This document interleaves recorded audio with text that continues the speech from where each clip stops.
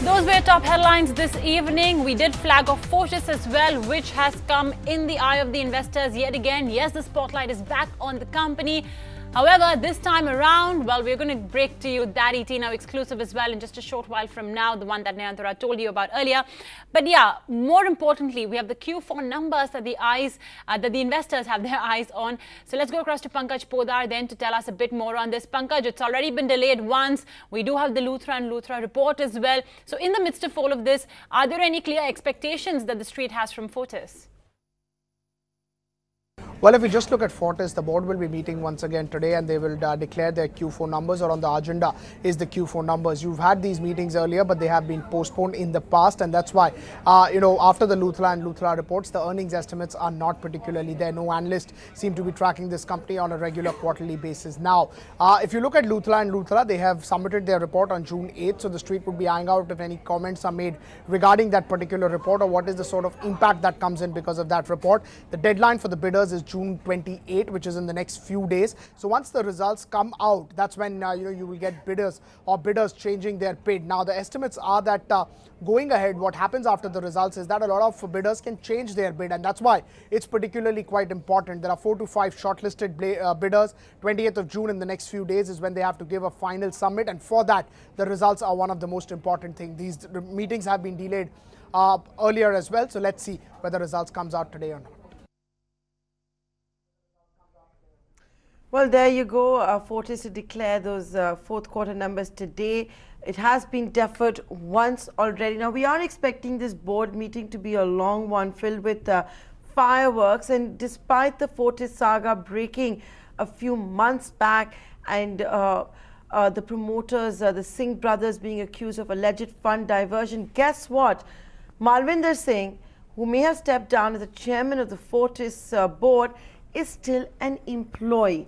And today the Fortis board, the newly formed Fortis board, is going to be looking at ways to terminate that employment contract without paying Malvinder Singh any penalty. Now, when Malvinder had signed that employment contract with the board, he had ensured that he would get a penalty in case his employment was being terminated, not the other way around.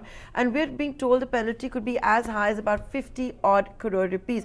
And the new Fortis board not keen to pay anything to Malvinder Singh for terminating that contract. So I am being told this could be discussed today at the Fortis board meeting. So more skeletons stumbling out. But I'm also being told is the new Fortis board is shocked that Malvinder Singh's contract has not been terminated. The new directors are equally shocked that the previous board didn't start the process of recovery for the alleged fund diversion. But to be fair and to play the role of the devil's advocate, the Luthra and Luthra forensic audit report has just come in recently, which talks about that 500 odd crore rupee fund diversion, which will also, of course, be discussed at today's board meeting. So, let's take this forward now with Sriram Subramaniam, the founder and managing director of InGovern. Hi, Mr. Subramaniam. Thanks so much for joining us here in ET Now. This is Nayantara Rai. We've broken a story on how Malvinder Singh, may sound shocking, is still an employee of Fortis. Yes, he stepped down as being chairman, but he's still an employee. And if the board is to terminate his services, they may have to pay out as much as 50 crore rupees, which they don't want to pay. So perhaps they're looking at various options on how to terminate the employment contract, begin the recovery proceedings. But this is terrible news once again for deteriorating corporate governance standards of India Inc. Good afternoon.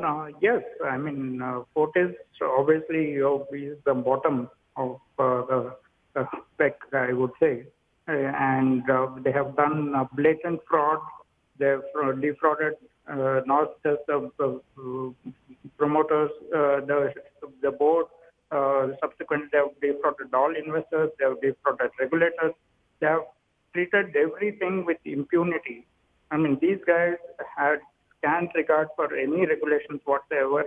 They had scant regard for shareholder rights, and they have basically paid no heed to anything at all. Almost like Mr. Malia, who channelized funds from one UB group company to another. The same way here, the promoters have thought of whatever funds are lying in Fortis as their own. Manian, let me just come in there. It's not just about the fact that Malvinder Singh remains an employee of Fortis despite this months-long saga. The bigger question I would like to raise now on against corporate India is it right for a promoter and a chairman to sign an employment contract with the board which can be unilaterally terminated without paying the board anything? But if the board were to terminate the contract, there are such hefty penalties. Is this allowed as per law? It might be allowed, but it's certainly not going to be in the interest of corporate governance standards. So once again, the same question that we keep asking, isn't it time that Companies Act be regularly updated? Definitely, if there was an employment contract, and in this case there was an employment contract with Malvinder Singh, that should firstly have been approved by shareholders and should have been in the public domain. So the fact that this 50 crores is this one is coming as a surprise and a shock. For all we know, it is post-dated now. And it is 50 crores shareholders are paying right out of their pockets, even after this fraud is come in the know. Mr. Subramaniam, thanks so much for that. Of course, Nayantara, the hope is that with this new board that has been reconstituted, things hopefully may be taking the right course. They've initiated a fresh round of bidding, a time-bound bidding process. They've given opportunity to everyone. They are going to evaluate EUIs, etc. So here's hoping that, things may take a turn for the good when it comes to corporate governance standards in Fortis. But that, of course, was Fortis. We're going to be waiting out for the Q4 numbers and, of course, even like Nayantara said, a decision in relation to Malvinder Singh's employment.